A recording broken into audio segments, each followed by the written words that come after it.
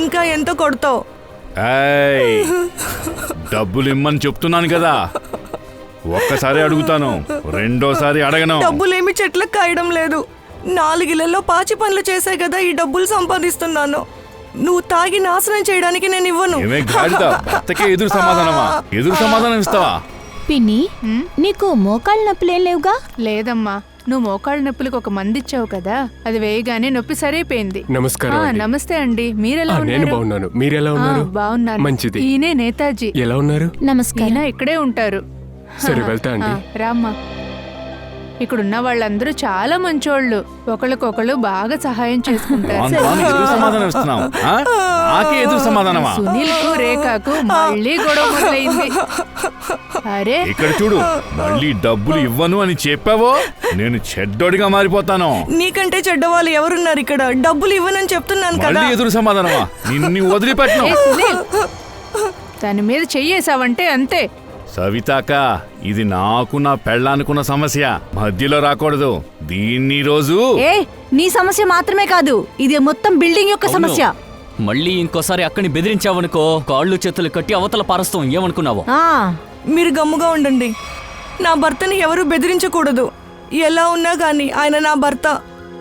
ఆయన్ని ఎవరు ఇలా మాట్లాడకండి ప్లీజ్. విన్నారా? మీరు ఆవిడ అంతగా ఇబ్బంది పెట్టినా ఆఖరికి భర్త కల నిజం చేస్తున్నారు. ఒక భర్తగా మీ కలని మీరు నెరవేర్చుకోగలరా? ఇటు చూడు, ఇంకొకసారి దీని మీద చెయ్యి వేసావనుకో, నీ వేలు పడినా కూడా నిన్ను నేను జైలుకు పంపిస్తాను. అర్థమైందా? తప్పు చేసేసాను. నువ్వు చేసింది తప్పే. లోపలికెళ్ళు. మాకు క్షమాపణ చెప్పద్దు, మీ భార్యకి చెప్పండి.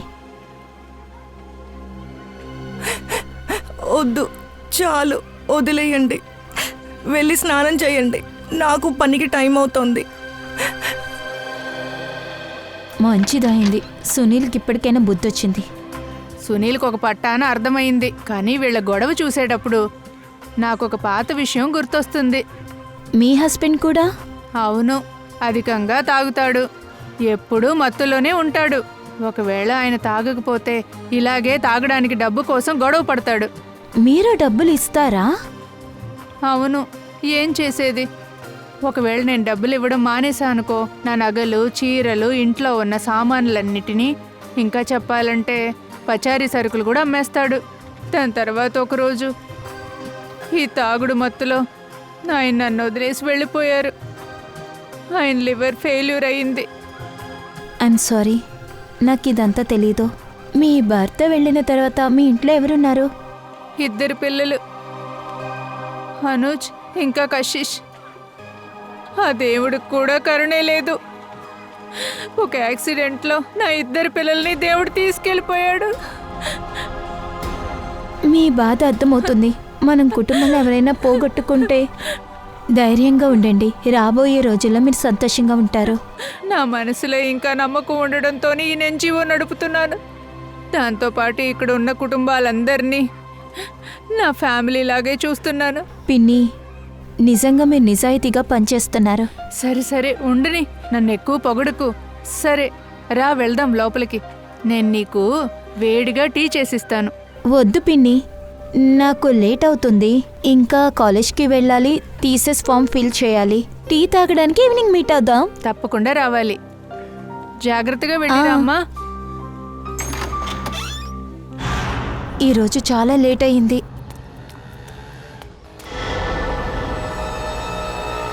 ఇది ఆ అబ్బాయే. ఈరోజు ఈ రోమియోని ఒక పని పడతాను. హలో, హే మిస్టర్, హలో, ఆగు. ఎందుకు ఫాలో అవుతున్నావు? ఆగు. ఎక్కడికి పారిపోతున్నావు?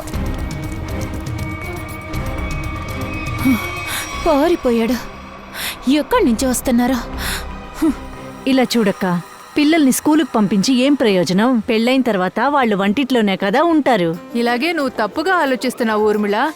ఈ చదువులు చదవడానికి మగపిల్లలకి ఎంత అధికారం ఉందో ఆడపిల్లలకి అంతే అధికారం ఉంది. ఇప్పుడు మన దేశంలో చాలా కుటుంబాల్లో ఒక మగాడు ఎంత పనిచేస్తున్నాడో ఆడవాళ్లు కూడా అంతే పనిచేస్తున్నారు. ఏంటి నీత, నేను చెప్పే సరే కదా? సరిగ్గా చెప్పారు. ఇప్పుడున్న కాలంలో అమ్మాయిలకి గుర్తింపు వాళ్ళ నాన్న బట్టి వాళ్ళ హస్బెండ్ బట్టి కాదు, ఆ అమ్మాయిలకి పూర్తి హక్కు ఉంది. వాళ్ళే గుర్తింపుని తెచ్చుకోవాలి. ఇంకా సొసైటీలో వాళ్ళు కూడా ముందుకి రావచ్చు.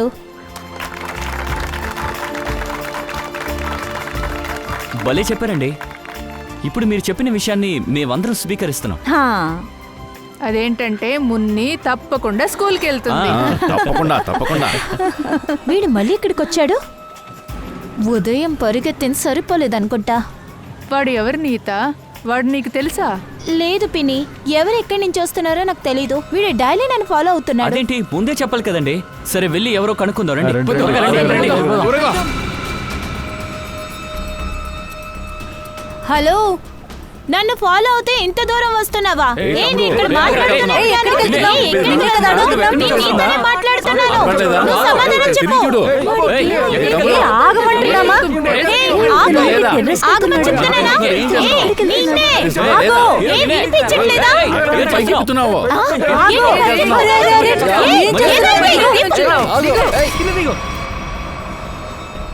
నీ మెదడు పనిచేయట్లేదా? ఎందుకు చావాలనుకుంటున్నావు? అడిగేది నిన్నే. మాట్లాడరా. నేనిక్కడ ఎలా వచ్చాను? నేనిక్కడేం చేస్తున్నాను? ఏయ్, నువ్వు నిద్రలో నడుస్తావా? మేము పిలుస్తూనే ఉన్నాం కదా. ఊరికే నటించుకో. చెప్పు, ఎందుకు నన్ను ఫాలో అవుతున్నావు? ఉండండి, నేను మాట్లాడతాను. బాబు, ఇలా చూడు, నీ మనసులో ఏమున్నా గానీ అంతా బయటికి చెప్పే.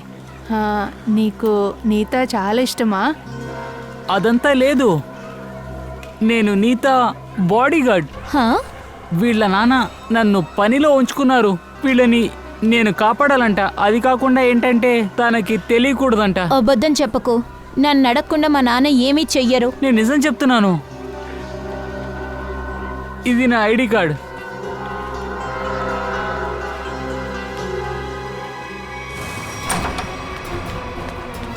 అరే అనిత, రామ్మా రా. ఇప్పుడు మేము నీ గురించే మాట్లాడుతూ ఉన్నాం. నమస్తే అంకుల్. నమస్తే అమ్మా. ఏంటమ్మా ఏంటి విషయం? అంకుల్కేమో నమస్కారం, కానీ నాన్నకేమో హాయ్ హలో ఏదీ లేదు. నేను మీ పైన కోపంగా ఉన్నాను. అలాంటి తప్పు నేనేం చేశాను? నేను మంగళవాడి బిల్డింగ్ లో రీసెర్చ్ చేస్తున్నానని మీకు తెలుసు కదా. వాళ్ళ లైఫ్ స్టైల్ ని నేను తెలుసుకోవాలని ఇష్టపడుతున్నాను. అందుకనే నేను వాళ్ళతోనే ఉంటున్నాను. అది సరేమ్మా, నేనేం అడ్డుకోలేదు కదా. ఆ బిల్డింగ్ లో ఉండటానికి నేను అనుమతించా. పర్మిషన్ ఇచ్చారా? అది కాదు, కానీ ఆ బాడీగార్డ్ ఎప్పుడు చూసినా నా వెనకాలే తిరుగుతున్నాడు. ఓ,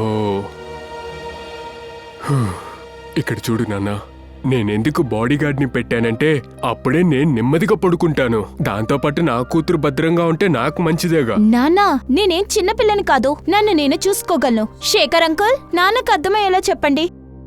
ఏ తండ్రైనా తన కూతుర్ని పిల్లల్లాగే చూసుకుంటారు. నీకు 50 ఏళ్ళైనా కూడా అప్పుడు నువ్వు చిన్నపిల్లవే. మీరు కూడానా? సరే, మా నాన్ననే పొగడండి. అరే అలా కాదమ్మా, నేను నీకే సపోర్ట్ చేస్తున్నాను. ఇక్కడ చూడు రతన్, ఇదంతా కొంచెం కూడా బాలేదు. నీతాకి తన పర్సనల్ స్పేస్ దొరికే తీరాలి. శేఖర్, నీకే బాగా తెలుసు, సిటీలో అప్పుడు కుట్రలు చాలా జరుగుతున్నాయి.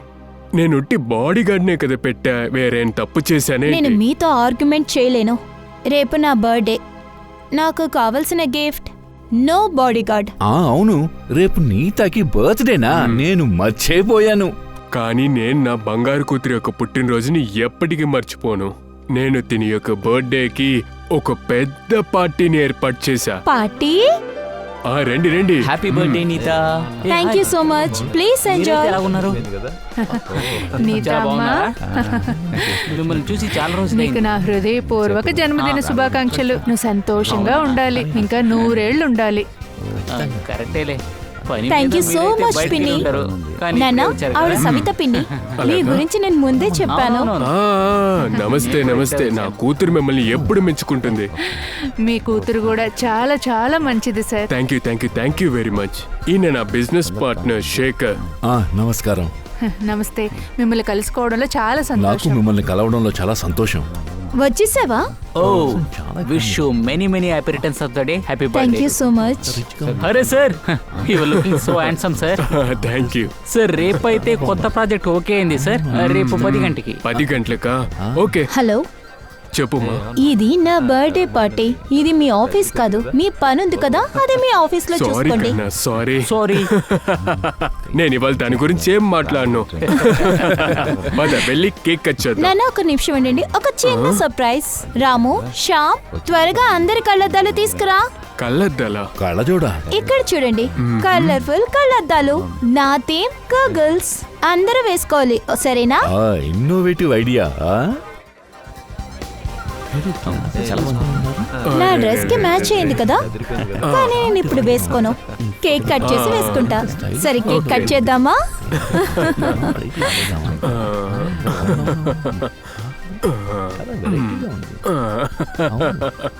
అందంగా కూడా.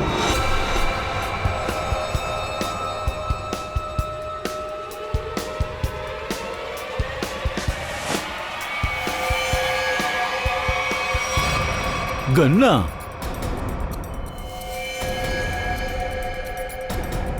ఏమైంది సార్? రతన్, ఏం చేస్తున్నావు? షూట్ చేసేస్తావు.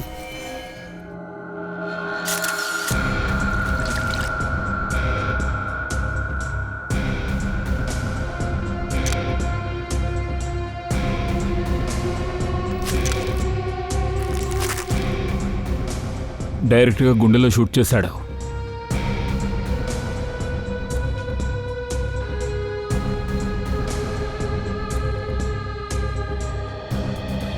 ఇక్కడున్న మీరందరూ రతన్ గారు శేఖర్ని షూట్ చేయడం చూసారా? అవును సార్, షూట్ చేసిన చూసి మేము అలా ఆశ్చర్యపోయాం. పార్టీ బాగానే జరుగుతుంది, అందరూ ఎంజాయ్ చేస్తూ ఉన్నాం. హఠాత్తుగా రత్న సార్కి ఏమైందో తెలియలేదు, షూట్ చేసి పడేశారు. మా నాన్నకి వ్యతిరేకంగా ఎవరు ఏదో చేశారు. ఆయన ఇలా చెయ్యరు. సార్ సార్ స్పృహలోకి వచ్చారు సార్. అయితే లేపో. సార్ లెగండి లెగండి లెగండి సార్, లెగండి లెగండి సార్. శేఖర్కి ఏమైంది? తల ఎందుకు ఇంత భారంగా ఉంది? నువ్వే వాడిని చంపేసి ఇప్పుడు తలనొప్పని నటిస్తున్నావా? నీ నటన చాలులే. ముందు లెగండి సార్. ఏమైంది?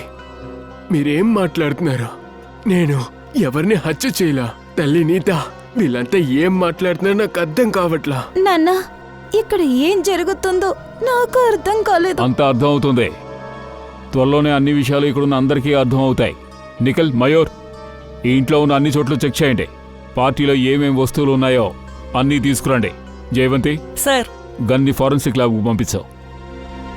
మరి రతన్ గారు, పదండి బ్యూరోకి వెళదాం. నాన్న, మీకేం కాలేదుగా? నాన్న.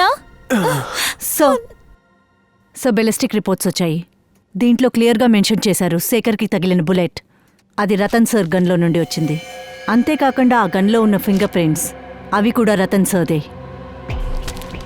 చెప్పండి రతన్ గారు, దీని గురించి మీరేం చెప్తారు? నిజంగానే నాకేం తెలియట్లేదు సార్. నా తల చాలా భారంగా ఉంది సార్. అంటే అది నేను గాఢమైన నిద్ర నుండి మేలుకున్నట్టు అనిపిస్తుంది. భయంకరమైన కలను కన్నట్టుంది.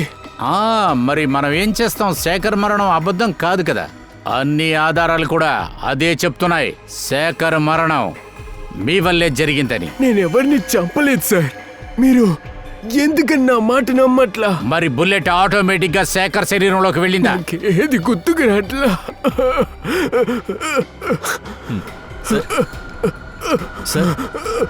సార్, మిమ్మల్ని నేను మీతో ముందే చెప్పాను కదా, మా నాన్నకి హార్ట్ ప్రాబ్లం ఉంది. ఆయన టెన్షన్ పెట్టద్దు. సార్, నేను అంబులెన్స్ కి ఫోన్ చేయనా? నో, మన కార్లో తీసుకెళ్ళు. హాస్పిటల్ అడ్మిట్ చేయండి. రండి. నేను మీతో వస్తాను. వద్దు, మీరిక్కడే ఉండండి. ముందు ఆయన అడ్మిట్ అవనండి, దాని తర్వాత మన ఇద్దరం వెళదాం. ప్లీజ్ సార్, మా నాన్నని వదిలేయండి. మీ నాన్నగారు ఏమీ చేయకపోతే ఆయనకి ఏమీ కాదు.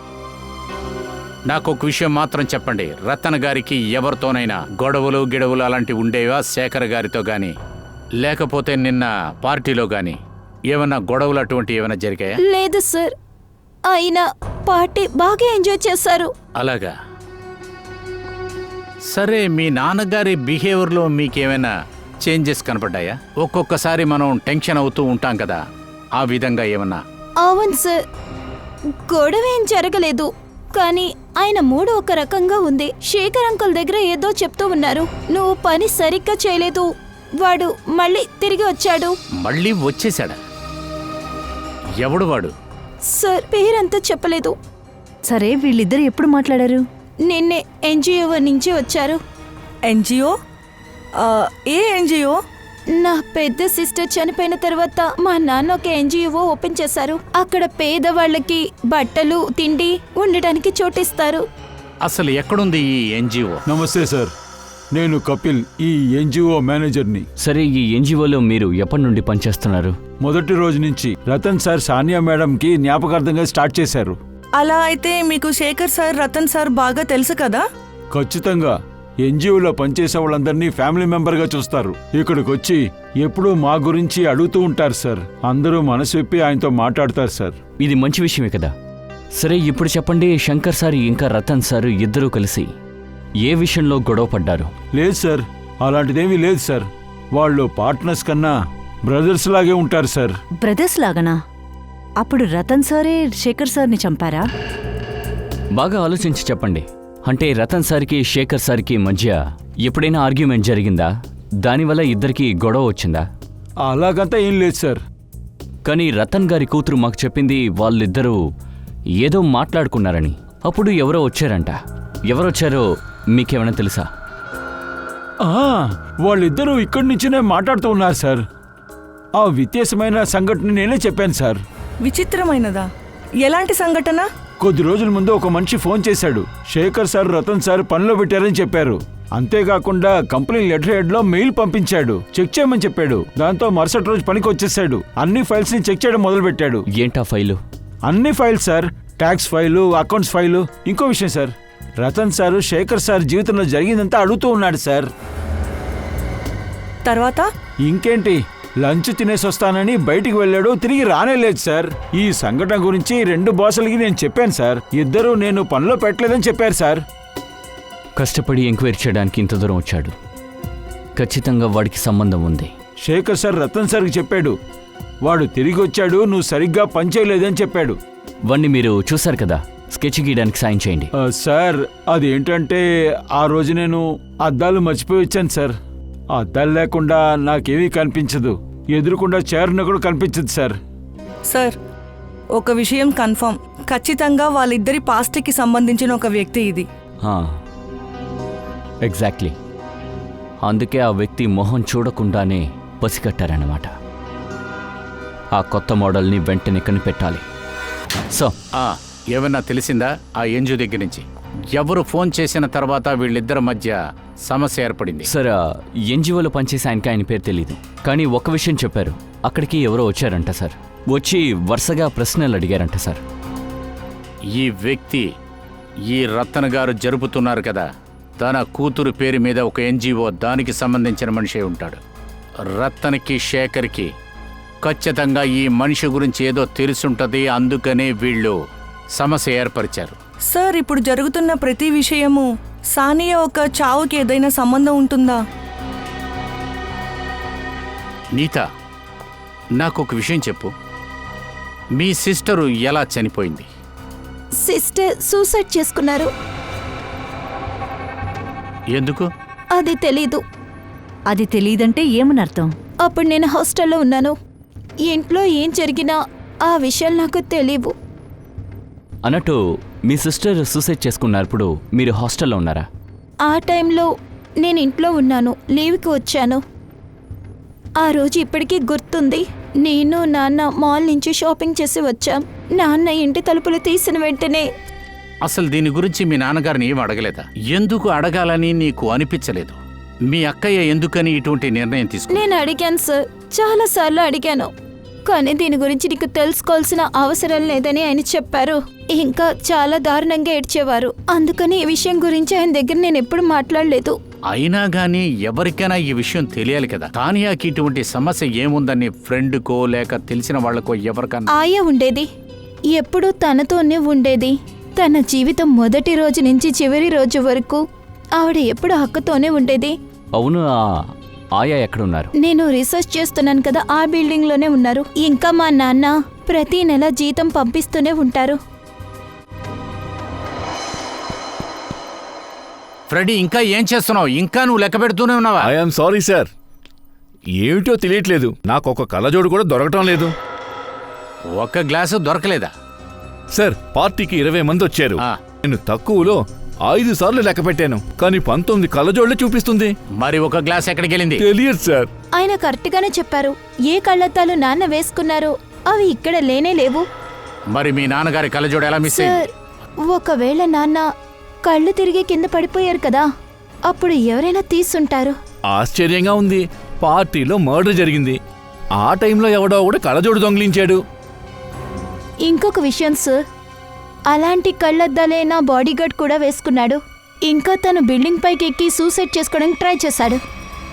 ఒక్క నిమిషం, మీ నాన్నగారు వేసుకున్న గ్లాసు అతను వేసుకున్న గ్లాసెస్ కూడా ఒకటేనని నువ్వు ఎలా చెప్తున్నావు? ఎందుకంటే నేను తను ముందే చూశాను. తను ఎప్పుడు కళ్ళద్దాలు వేసుకోడు. తను బిల్డింగ్ పైకి నుంచి దూకే ముందు తను అలాంటి కళ్ళద్దాలే వేసుకున్నాడు. ఆ కళ్ళద్దాల్లోనే ఏదో ఉంది. ఏమై ఉంటుంది? తప్పకుండా కళ్ళద్దాలు వెనక ఏదో ఉంది సార్. సచిన్, దీంట్లో ఏదో ఒక కనెక్షన్ ఉంది. నా మనసులో ఏదో అనిపిస్తూ ఉంది, ఇందులో ఏదో ఖచ్చితంగా ఉందని. ఏమై ఉంటుంది?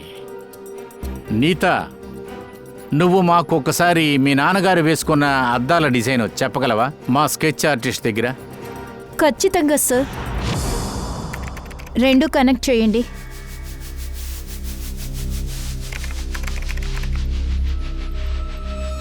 Sir ready. Okay, thank you. ఈ గ్లాస్ డిజైన్ ఫ్రేమే డిఫరెంట్గా ఉంది. సార్, ఈ అద్దాలు కస్టమ్ మేడ్ లాగా ఉన్నాయి, ఎందుకంటే రెడీమేడ్ స్పెక్స్ డిజైన్స్ ఇలా ఉండవు. అవును శ్రేయ, ఇది డిజైన్ చేసి ఆర్డర్ చేసి తయారు చేసినది. ఇది ఇప్పుడు ఇటువంటి గ్లాసెస్ ఎవరు చేస్తున్నారు, ఎక్కడెక్కడ చేస్తున్నారని మనకు తెలియాలి. మనం తెలుసుకొనే తీరాలి. అలాగే సానియా, ఆయా గురించి కూడా మనం ఎంక్వైరీ చెయ్యాలి. హేమలత మేడం, ఎవరండి? మీరు సాన్యాకి ఆయాగా ఉన్నారు కదా? అవును. మీరెవరు? భయపడొద్దు, మేం సిఐడీస్. సిఐడియా? క్షమించండి, అనవసరంగా మిమ్మల్ని ఇబ్బంది పెడుతున్నా. అదంతా పర్వాలే, నేనెప్పుడు ఇలాగే పడుకునే ఉంటాను. కానీ ఎందుకు మీరు ఇలా వచ్చారు? అసలు మేము ఎందుకని వచ్చామంటే, సానియాకి మీరు చిన్న వయసులోంచి ఆయాగానే ఉన్నారు. హఠాత్తుగా సానియా ఆత్మహత్య చేసుకుంది, అది కూడా మీకు తెలుసు. అసలు ఇప్పుడు మాకు తెలియాల్సింది ఏంటంటే ఎందుకని తను ఆత్మహత్య చేసుకుంది.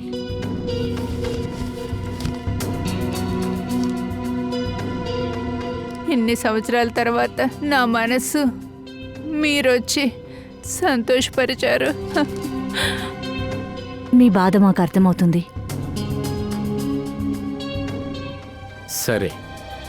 సరే, మీరు బాధపడకండి, వదిలేయండి. సారీ, మిమ్మల్ని మేము చాలా డిస్టర్బ్ చేశాం. రెస్ట్ తీసుకోండి, మేము వెళ్ళొస్తాం. సార్, దయా సార్కి ఒక కళ్ళజోడు కొంటామనుకుంటున్నాను. దయాకి బర్త్డేనా ఏంటి? లేదు సార్, ఆయన ఎప్పుడూ నన్ను కోపంగా చూస్తున్నారు, అందుకనే. ఐసై గిఫ్ట్ ఇచ్చి సంతోషపరించాలని చూస్తున్నాం. లేదు సార్, ఆయనకి కళ్ళజోడు అందంగా ఉంటుంది. సరే, ఓకే. Excuse me. ఎస్, చెప్పండి. ఎవరికి అద్దాలు చూపించాలి? ఒక నేరస్తుడికి. ఖైదీకి అద్దాలా? నాకు అర్థం కావట్లేదు. ఓసారి ఈ కళ్ళజోడు డిజైన్ చూస్తారా? మీరే కట్ చేశారు? అవును. మీకు నచ్చిందా? ఇలాగే మీకు కూడా కావాలా? లేదు, ఇదంతా మాకేం వద్దు. మీరు చేసిన ఈ కళ్ళజోడు వల్ల ప్రజలు పిచ్చి పనులు చాలా చేస్తున్నారు. గుడ్డిగా మిద్దిపైకెళ్ళి నిల్చుకుంటున్నారు, ఇంకొకతను గన్నుతో కాలుస్తున్నాడు. ఏంటి మీరు తమాషా చేస్తున్నారా? ఇదన్నిటికీ అద్దాలే కారణమంటారా? ఆడుకునే మూడ్లో లేదు. సిఐడి, ఇప్పుడు డీటెయిల్డ్గా చెప్పు, ఇది ఎవరి కోసం చేశావు? ఒక నిమిషం సార్. సార్, దీన్ని ఆర్డర్ చేసిన పేరు అభిషేక్ సార్. ఇదేంటి సార్, పేరుంది, అడ్రస్ ఉంది, ఫోన్ నంబర్ ఉంది. కాల్ చేసి చూడు. సరే సార్.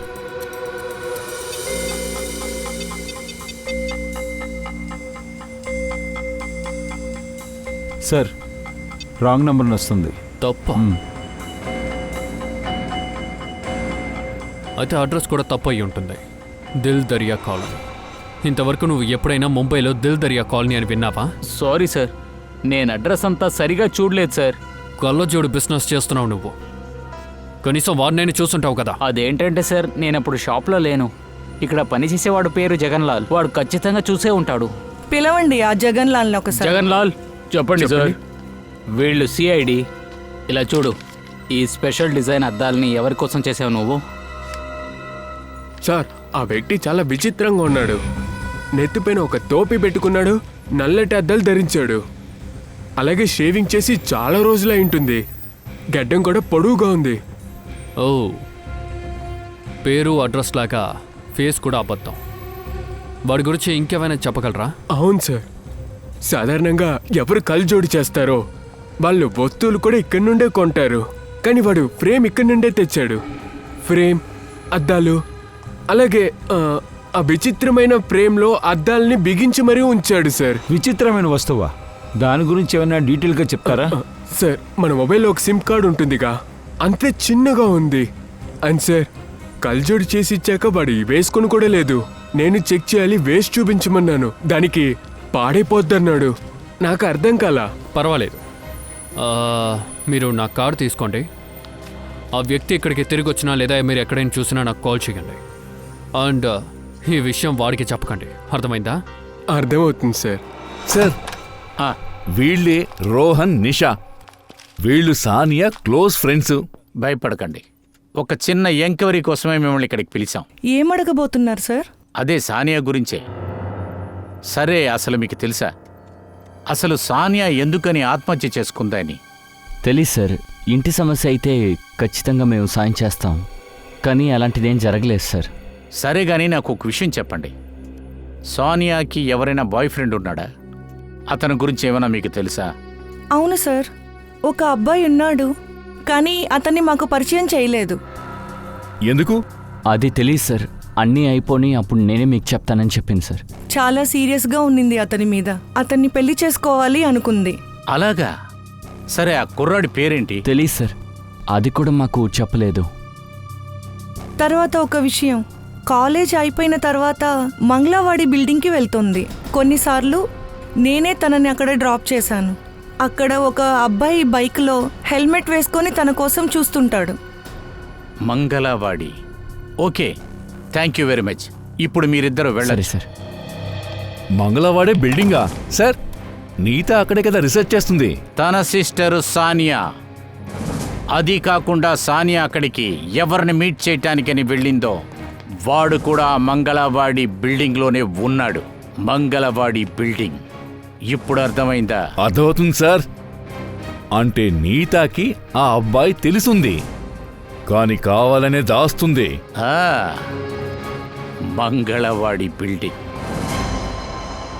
అందరూ ఈ ఫోటో చూడండి. ఎవరికైనా ఈ అమ్మాయి గురించి తెలుసా? ఎక్కడైనా చూసారా? అవును, ఈ అమ్మాయి ఆ అబ్బాయిని కలవడానికి ఎప్పుడూ ఇక్కడికి వస్తుంది. ఎవరా కుర్రాడు? అతని పేరు మనోజ్. ఈ బిల్డింగ్లోనే ఉన్నాడు. ఉన్నాడు అంటే ఏమని అర్థం? ఇప్పుడు ఇక్కడ లేడా? అది 5 సంవత్సరాల ముందు వాడికి శిక్ష పడింది. ఇప్పటికి ఆ శిక్ష అయిపోయి ఉంటుంది, కానీ తను తిరిగి రాలేదు. వాడేం తప్పు చేశాడు? దాని గురించి ఏమీ తెలియదు. దొంగ కేసు ఉన్నట్టు పోలీసులు చెప్పారు. Manoj. Okay, thank you very much. Sir, మీరు ఏ మనోజ్ గురించి అడుగుతున్నారో వాడి తాలూకు ఎలాంటి రికార్డ్స్ పోలీసుల దగ్గర లేదు. ఏంటండి ఇలా మాట్లాడుతున్నారు? మంగళవాడి బిల్డింగ్లో ఉన్న వాళ్లే మా దగ్గర చెప్పారు. 5 సంవత్సరాల క్రితం మనోజ్ని ఆ బిల్డింగ్లోనే అరెస్ట్ చేశారని చెప్పారు. సార్, అన్ని ఫైల్స్ మీ ముందుగానే ఉంది. 5 సంవత్సరాల రికార్డ్స్ మీరు చూశారు, కానీ ఇలాంటి పేర్లో ఎవరూ లేరే. బహుశా మనోజ్ ఫైల్ కనిపించలేదేమో. అదెలా సాధ్యం సార్? ఎందుకని సాధ్యం కాదు? మరి మనోజ్ ఫైల్ ఎందుకని కనపడకుండా పోయింది? సార్, ఒకవేళ మీకు రాంగ్ అయిన ఇన్ఫర్మేషన్ దొరుకుంటుంది. అది కాకపోతే ఆ పేరులో ఎవరూ ఉండకపోవచ్చు. అది కాకుండా ఆ బిల్డింగ్లో ఉన్న వాళ్ళు అబద్ధం చెప్పుండొచ్చు. చెప్పాలంటే ఏదైనా జరిగి ఉండొచ్చు. అంటే మనోజ్ ఫైల్ ఇక్కడి నుంచి ఎవరైనా తీసుకెళ్ళి ఉండొచ్చు.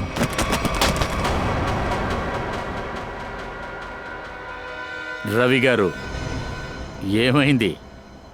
ఎందుకు కంగారు పడుతున్నారు? ఎందుకని హఠాత్తుగా చెమటలు పడుతున్నాయి? కాళ్ళు చేతులు వణుకుతున్నాయి.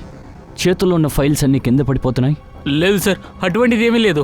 మా దగ్గర మీరు ఏమీ దాయటం అనేది కుదరదు. అసలేం జరిగిందో చెప్పు. ఏయ్ ఎక్కడికి వెళ్తున్నావు? వీడి ఆరోగ్యం బాలేదుగా, ట్రీట్మెంట్ ఇస్తే దారికొస్తాడు. సార్ నన్ను క్షమించండి. నేను డబ్బు కోసం మనోజ్ ఫైల్ని తగలబెట్టాను. సిగ్గులేదా నీకు? డబ్బు కోసం ఆశపడి నువ్వు హంతకుడికి సహాయం చేశావు. అది మాత్రమే కాదు, నువ్వు చేసే పనికి ద్రోహం చేశావు. అది కాకుండా దేశానికే ద్రోహం చేయాలనుకున్నావు. మనోజ్ ఇప్పుడు ఏ జైల్లో ఉన్నాడు? సార్ వాడు జిలేబ్ నగర్ జైల్లో ఉన్నాడు. 7 సంవత్సరాల దాకా శిక్ష ఇచ్చారు. మంచి బిహేవియర్ కోసం వాడిని 4 సంవత్సరాల్లో రిలీజ్ చేశారు. మంచి బిహేవియర్ కోసం విడుదలయ్యాడంటే రికార్డ్ని తారుమారు చేయడానికి ఎందుకు డబ్బులు ఇచ్చినట్టు? రతన్ అండ్ శేఖర్ వీళ్ళిద్దరిలో ఆర్గ్యుమెంట్ జరిగింది కదా, అందులో వాడు తిరిగి వచ్చాడని శేఖర్ చెప్పాడు. అలా అయితే అక్కడ వాళ్ళు మనోజ్ గురించే మాట్లాడుకొని ఉండాలి. కళ్ళద్దాలైన ఫోన్ చేస్తున్నాడు సార్. స్పీకర్ ఆన్లో పెట్టు. ఏడు పాపు. సార్ నేను జగన్ లాల్ కల్జోడు కొట్టోడిని. అభిజిత్ సార్ ఫోన్ కలవలేదు, అందుకే మీకు చేశా. చెప్పండి. వాడు మళ్ళీ కళ్ళజోడు చేయించుకోవడానికి వచ్చాడు. వాడు ఇప్పుడు ఎక్కడున్నాడు? సార్ వెళ్ళేటప్పుడు ఫోన్లో మాట్లాడుతూ ఉన్నాడు. ఎక్కడో విద్యుత్ నగర్ సెక్టర్ 5కి వెళ్తున్నాడట. విద్యుత్ నగర్? ఈ నీతా కూడా ఆ విద్యుత్ నగర్ల కదా ఉంటుంది. మై గాడ్, అలా అయితే నీతా ప్రాణాలకు కూడా ప్రమాదం ఉంది. ఏసీపీ సార్, మిగతా ఇంటికి మేము వచ్చేసాం.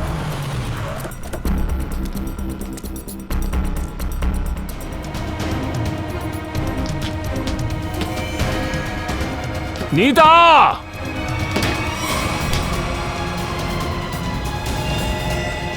చెయ్యివో!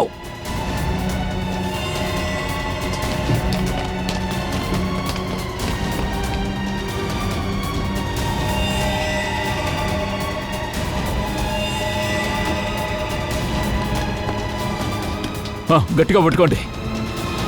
రా రా మెల్లగా. మయూర్ కళ్ళజోడు తీసుకో. ఇక్కడికి ఎందుకు వచ్చావు? ఎందుకు సూసైడ్ చేసుకుంటున్నావు? సూసైడ్ చేసుకుంటున్నానా? నేనెందుకు సూసైడ్ చేసుకుంటాను? అలా అయితే మిద్దిపైకి ఎందుకు వచ్చావు? టెరెస్కా? నేనెందుకు ఇక్కడికి వచ్చాను? నాకేం గుర్తులేదు. నేను ఒక కళ్ళద్దాలు వేసుకున్నాను. ఏం అర్థం కావడం లేదు. తలనొప్పిగా సార్, ఈ ఉంది. కేసులో ఏం జరుగుతుంది? హఠాత్తుగా అందరూ సూసైడ్ చేసుకుంటున్నారు. అన్ని ఇన్సిడెంట్స్లోనూ ఒకటి కామన్గా ఉంది, ఈ కళ్ళద్దాలు. ఈ కళ్ళద్దాలు పెట్టుకోవడానికి ముందు ఏం జరిగిందో నీకు గుర్తుందా? అవును సార్. నీతా, నాకు తెలుసు నీ పరిస్థితి బాగోలేదని. కానీ నువ్వు దేనికి దిగులు పడకు, అన్నీ సరవుతాయి. పిన్ని, ఏంటిది? ఇటువంటి సందర్భంలో ఈ గిఫ్ట్ నేను నీకు ఇవ్వడం కొంచెం విచిత్రంగానే ఉంది. గిఫ్టా? అవును, నీ పుట్టినరోజు వస్తోంది. అందుకని మన బిల్డింగ్లో ఉన్న పిల్లలందరూ వాళ్ళ చేతులతో ఆశగా నీకు ఈ గిఫ్ట్ చేసి ఇచ్చారు.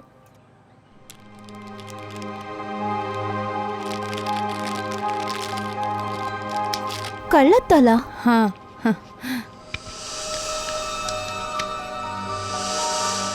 ఈ సవిత ఎవరు? ఆవిడ మంగళవాడి బిల్డింగ్లో ఉంటారు. ఆవిడ చాలా మంచి ఆవిడ. ఆవిడ ఎలాంటి వారో డైరెక్ట్గా కలిసిన తర్వాత తెలుస్తుంది. అరే రే రే రే రే రే సవిత మేడం, తప్పైన సమయంలో వచ్చావా ఏంటి? మీరు ఎక్కడికో బయలుదేరుతున్నట్లున్నారే. లేదు, ఒక ముఖ్యమైన పని వచ్చిందండి. అర్జెంటుగా కలకత్తాకు బయలుదేరుతున్నాను. ఓరి దేవుడా, ఇప్పుడు మీరు కల్కట్టా వెళ్ళలేరు కదా? వెళ్ళడం కుదరదు. విషయం ఏంటంటే నేరస్తులు ఫ్రీగా తిరగకూడదు కదా. నేరస్తులా? ఎవరు నేరస్తులు? మీరు మంచోళ్ళలాగా నటించింది చాలు. నీతా నా దగ్గర అన్నీ చెప్పింది. నాకు కొంచెం అర్జెంటుగా పని ఉంది, నేను వెళ్ళాలి. ఇప్పుడు కూడా వయసుకు మర్యాద ఇచ్చి మాట్లాడుతున్నాను. అనవసరంగా మేము చేయి చేసుకునేలా చేయొద్దు ప్లీజ్. చెప్పండి. నేను ఎందుకు ఇలా చేశానంటే నా పిల్లల కోసం పగ తీర్చుకోవడానికి ఇలా చేశా. పిల్లల కోసం పగ తీర్చుకుంటానిక? నీతా వాళ్ళ నాన్న రతన్ నా 2 పిల్లల్ని చంపేశాడు. అతని బిజినెస్ పార్ట్నర్ శేఖర్ సహాయంతో. చంపేశాడా? కానీ ఎందుకు? ఎందుకంటే తప్పుగా అర్థం చేసుకున్నాడు. నా ఒకే ఒక కొడుకు తనుజ్ ఉన్నాడే, వాడు సానియాని లవ్ చేస్తున్నాడని అనుకున్నాడు. ఎందుకని అలా తప్పుగా అనుకున్నాడు? ఎందుకంటే ఒకరోజు తనుజ్ సానియాని ఇంట్లో వదలడానికి వెళ్ళాడు. అది అప్పుడు రతన్ చూసి దాన్ని తప్పుగా అర్థం చేసుకున్నాడు. దాని తర్వాత శేఖర్ రౌడీల్ని పంపించాడు.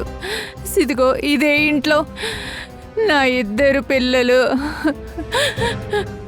తనుజ్ మరియు కశిష్ని చంపేశారు. ఆ సమయంలో నేను ఇంట్లో లేను, అందుకే బ్రతుకున్నాను. కానీ నీత మీకు ఏం హాని చేసింది?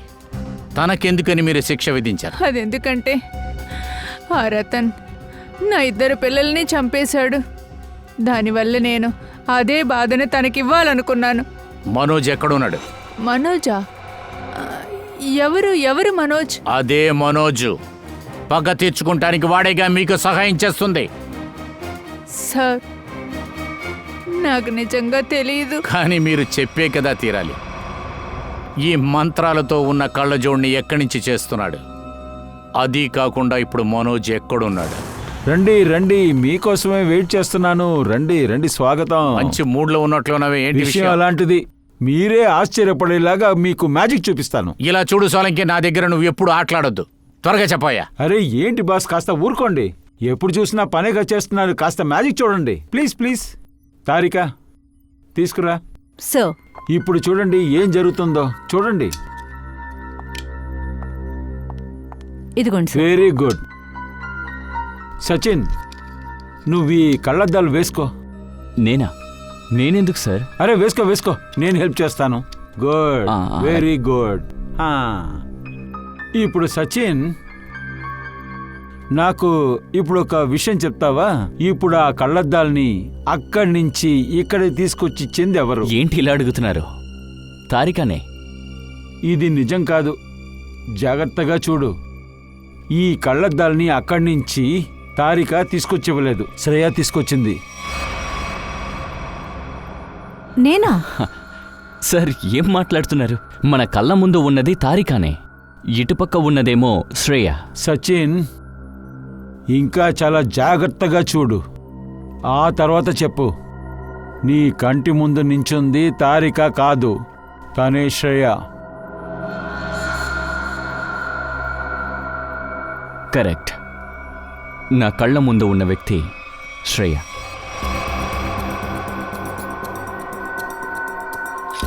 సచిన్, ఈ గన్ను పట్టుకో. ఇప్పుడు ఈ గన్నుతో నువ్వు ఏం చెయ్యాలో నీకు తెలుసు కదా సచిన్? ఎస్ సార్, నాకు చాలా బాగా తెలుసు ఈ గన్తో ఏం చెయ్యాలో. సోలంకి, ఏమీ కాదు. సోలంకి, ఇటువంటి విపరీతమైన ఆటలొద్దు. Please believe me. చెప్పు సచిన్, ఈ గన్నుతో ఏం చేయాలో నీకు తెలుసు కదా? అవును సార్, తెలుసు.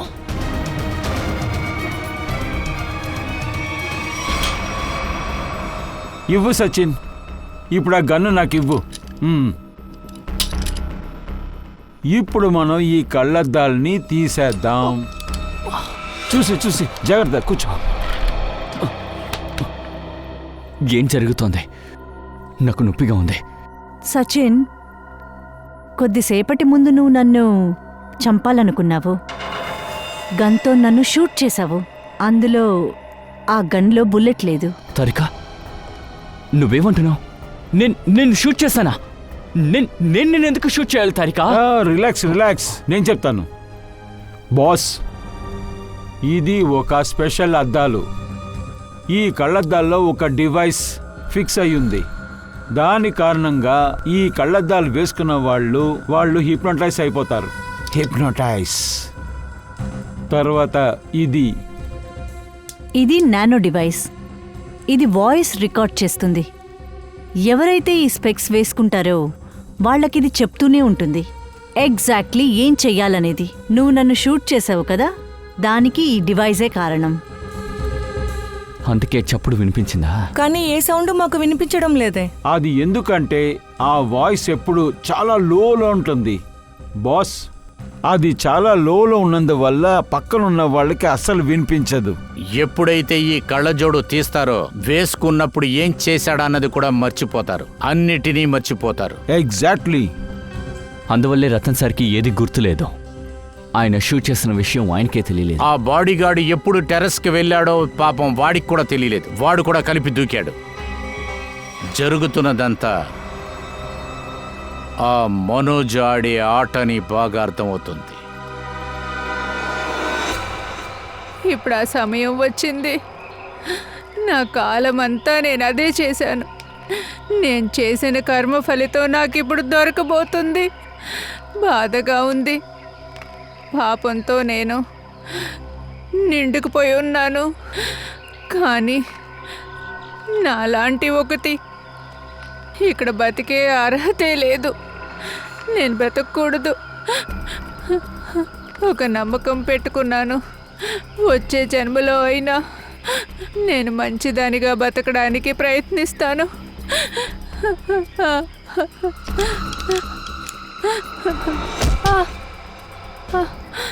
ఏం చేస్తున్నావు? తీ, అద్దాలు తీ. నా కొడుకు దొరికాడు. విషయం తాగావా? అమ్మా, ఎందుకు ఇలా చేసావు? నాకే తెలియలేదయ్యా. నేనెందుకు అలా చేశాను? అయ్యా, నన్ను క్షమించు బాబు. మన ప్రయాణం ఇంతటితో అమ్మా, ముగుస్తుంది. నువ్వు చావకూడదు. అమ్మా, నువ్వు చనిపోకూడదు. అమ్మా, అమ్మా, అమ్మా, నీ చావుకి ఎవరు కారణమో నీ మీద ఒట్టు. వాళ్ళని వదలను. ఇప్పుడు తెలుస్తుందా? మన అనుకున్న వాళ్ళకు కూడా అదే కళ్ళజోడు తగిలిస్తే ఎలా ఫీలింగ్ ఉంటుందో. ఇప్పుడు నీ మొహానికి నేను చట్టపు కళ్ళజోడిని ధరిస్తాను. ఎక్కడికి రా పారిపోతున్నావు? ఆగు సచిన్, నటువెళ్ళు. బోర్డు వెనక వెళ్ళండి.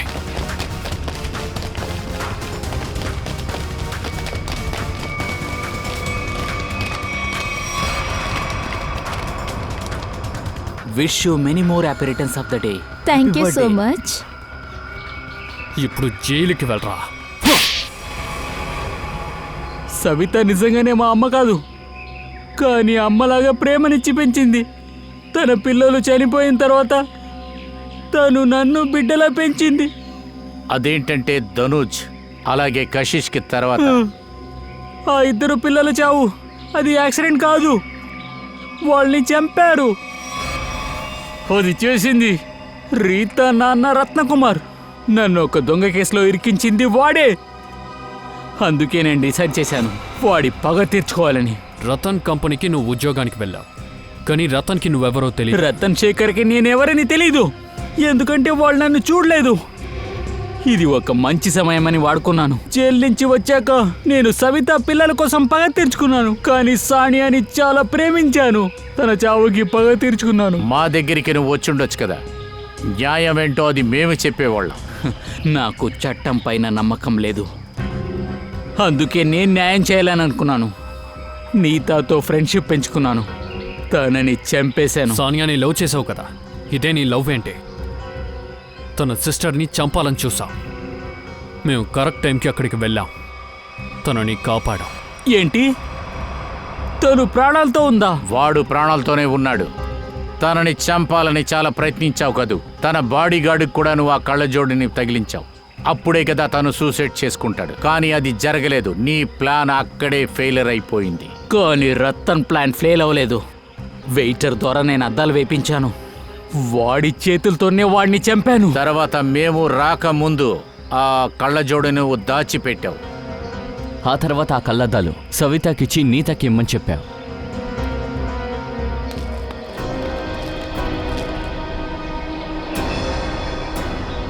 అమ్మా, బ్రతికే ఉన్నారా?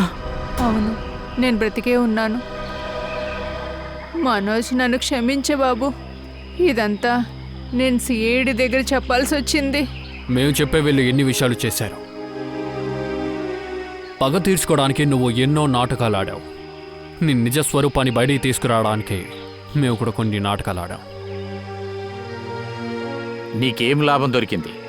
పగ తీర్చుకునే ఆశ నిన్ను ఎక్కడి దాకా తీసుకొచ్చి నిలబెట్టిందో చూడు. ఇప్పుడు జైల్లోకి వెళ్ళి బాగా ఆలోచించుకుంటూ కూర్చో. చట్టం నీకు కఠినమైన శిక్ష వేస్తుంది. అది ఊరి శిక్ష కూడా అయి ఉంటుంది.